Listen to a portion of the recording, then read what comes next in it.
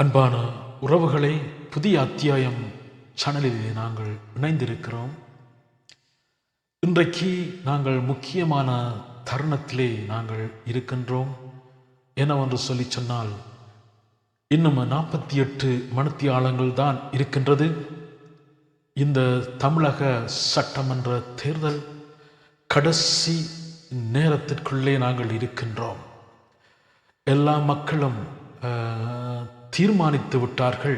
ஒரு புதியதொரு மாற்றத்தை நோக்கிய பயணத்தை ஆரம்பித்திருக்கின்றார்கள். இந்த புதியதொரு மாற்றத்திற்கு நான் நினைக்கிறேன், நிச்சயமாக உங்களுடைய வாக்குகளை இந்த மனிதர் தனியாக நிற்கின்றவருக்கு, மக்களுடைய தலைவனாக நிற்கின்றவருக்கு நிச்சயமாக உங்களுடைய பொன்னான வாக்குகளை செலுத்தி அவரை அடுத்த தலைமுறையினுடைய தலைவனாக நிச்சயமாக மே மாதம் 4ஆம் தேதி முதலமைச்சராக அரியணை ஏறுவார். அரியணை ஏற்ற வேண்டும்.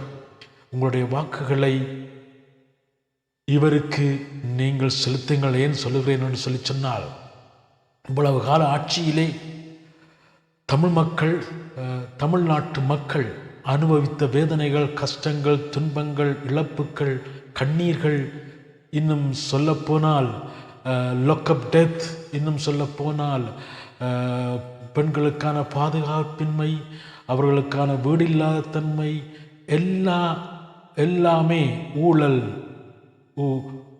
சுரண்டி வாழுதல், இப்படி பல வகையான ஊழல் செயல்பாடுகளில் ஈடுபட்டு வந்த இந்த பெரிய கட்சிகளை நாங்கள் வீட்டுக்கு அனுப்பிவிட்டு இன்றைக்கு நாங்கள் புதிய மாற்றத்தை கொடுக்கக்கூடிய ஒரு புதிய மைண்டோடு, புதிய சிந்தனைகளோடு, புதிய கவனத்தோடு இந்த தமிழ்நாட்டு மக்களுக்கு ஒரு நன்றி கடன் செலுத்துவதற்காக இந்த தேர்தலிலே போட்டியிட்டு வந்திருக்கின்றார்.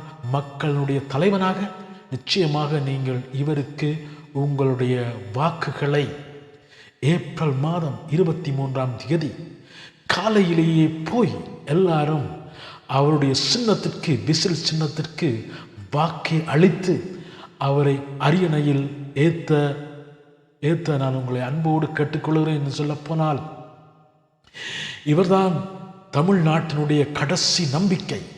இவரையும் நீங்கள் விட்டீர்கள் என்று சொல்லி சொன்னால், இன்னொரு 5 வருஷத்துக்கு, இன்னொரு எத்தனை வருஷத்துக்கு உங்களை அடக்குவார்கள், உங்களை கொல்லுவார்கள். அப்படியான செயல்பாடுகள் தான் இன்னும் மிக வேகமாக, மோசமாக நடந்து கொண்டிருக்கும். இன்னும் சொல்லப்போனால் ட்ரக்ஸ் அங்கே பரவி கொண்டிருக்கின்றது, குடிபோதை அங்கே பழகி கொண்டிருக்கிறது, போதை பழக்கம் அங்கே அங்கே பரவி கொண்டிருக்கின்றது. மக்கள் போதையினாலே இன்றைக்கு செத்து கொண்டிருக்கின்றார்கள். பெண்கள் கொலை செய்யப்படுகின்றார்கள். இப்படியான செயல்பாடுகள் உங்களுக்கு வேணுமென்று சொல்லி சொன்னால், நீங்கள் எதிர்பார்க்கின்ற அந்த நல்ல ஆட்சியை கொடுக்கக்கூடிய புதிய மாற்றத்தினுடைய, புதிய நம்பிக்கையினுடைய, புதிய அத்தியாயத்தினுடைய தலைவர் உங்கள் விஜய் வந்திருக்கிறார். உங்களுக்கு நன்றி கடன் செலுத்துவதற்காக அவரை நீங்கள் மிஸ் பண்ண வேண்டாம்.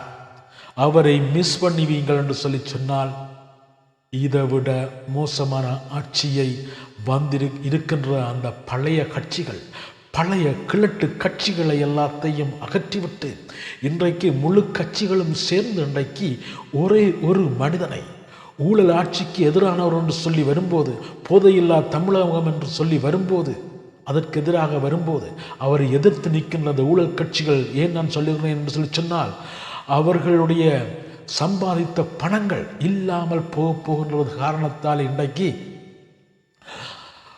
அங்கங்கே தேர்தல் பிரச்சாரங்கள் நடக்கின்ற போது வன்முறைகள் நடந்து கொண்டிருக்கின்றது.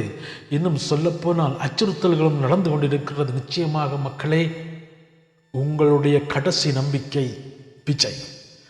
விசில் சின்னத்துக்கு உங்களுடைய வாக்குகளை செலுத்தி சந்தோஷமான எதிர்காலத்தை புதிய தலைமுறைக்கு கொடுப்பதற்கு 48 மணித்தியாலத்துக்குள்ளே நாளன்றைக்கு நடக்க இருக்கின்ற அந்த தேர்தலிலே நீங்கள் எல்லாரும் விசில் சின்னத்துக்கு வாக்களித்து புதியதொரு அத்தியாயத்தை, புதியதொரு தலைவனை புதியதொரு மாற்றத்தை தமிழ்நாட்டிலே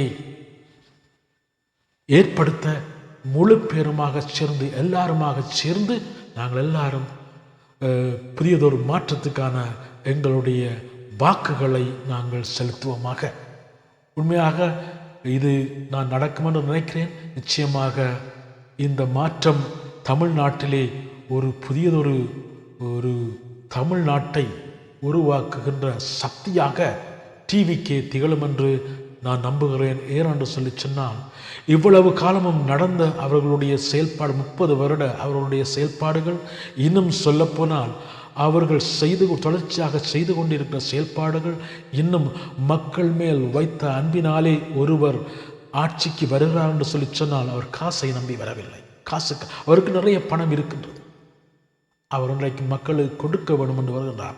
மக்களுடைய வேதனைகளை, கண்ணீர்களை, துன்பங்களை பார்த்து அவர்களை ஒரு சுதந்திரமான மகிழ்ச்சியான ஒரு தமிழ்நாட்டை கட்டி எழுப்புவதற்காக, அந்த நன்றி கடனை செலுத்துவதற்காக வருகின்றார். அவரை விடாமல், அவர்தான் உங்களுடைய கடைசி நம்பிக்கை. உங்களுடைய பொன்னான வாக்குகளை சேர்த்து அவரை முதலமைச்சர் கதிரையிலேயே அமர்த்துங்கள் மக்களே. நன்றி, வணக்கம்.